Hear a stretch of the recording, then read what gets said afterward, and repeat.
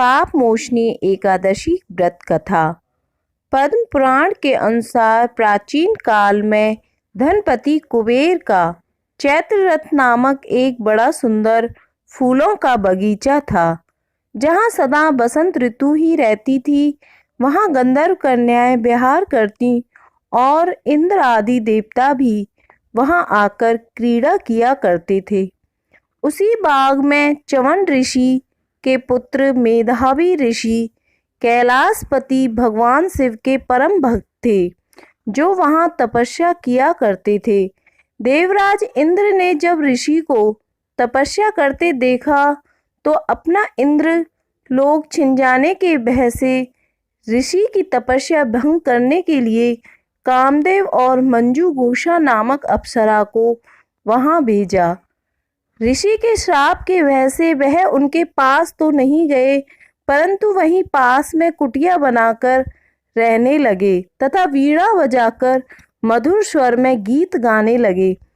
ऋषि पर इन सब का कोई प्रभाव नहीं पड़ा तो एक दिन कामदेव मेधावी ऋषि के शरीर में प्रवेश कर गए, जिससे वह कामदेव की तरह रूपवान दिखने लगे और मंजू घोषा अप्सरा भी काम आसक्त होकर ऋषि के निकट आकर गाना सुनाने लगी।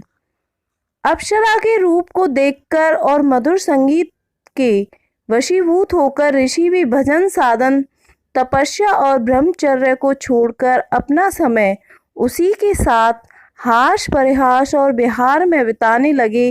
अप्सरा ने जब देवराज इंद्र के आदेश को पूरा होते देखा तो उसने एक दिन ऋषि से कहा कि अब वह उनके पास से जाना चाहती है। ऐसा सुनकर ही ऋषि दीन भावना से प्रार्थना करने लगे कि अपने जीवन साथी को छोड़कर मत जाओ।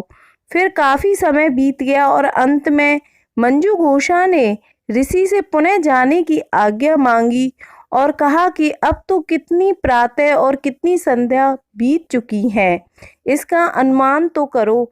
ऋषि ने जब बीते हुए समय का हिसाब लगाया तो जाना कि वह 57 वर्ष तक ऋषि के साथ रही।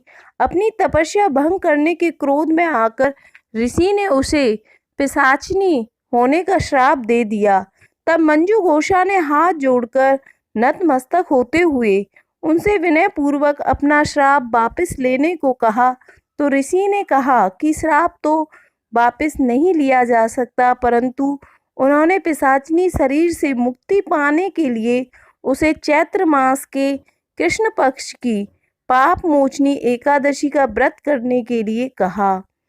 ऋषि जब अपने पिता च्यवन के आश्रम में आए और उन्हें तपस्या भंग होने के बारे में बताया तो पिता ने उन्हें भी पाप मोचनी एकादशी व्रत करने के लिए कहा। अप्सरा, मंजू घोषा और ऋषि मेधावी ने यह व्रत किया और अपने अनजाने में किए पापों से मुक्ति प्राप्त की। इस कथा के श्रवण करने और नियम से व्रत का पालन करने वाले को सहस्त्र गोदान के बराबर पुण्य फल की प्राप्ति होती है।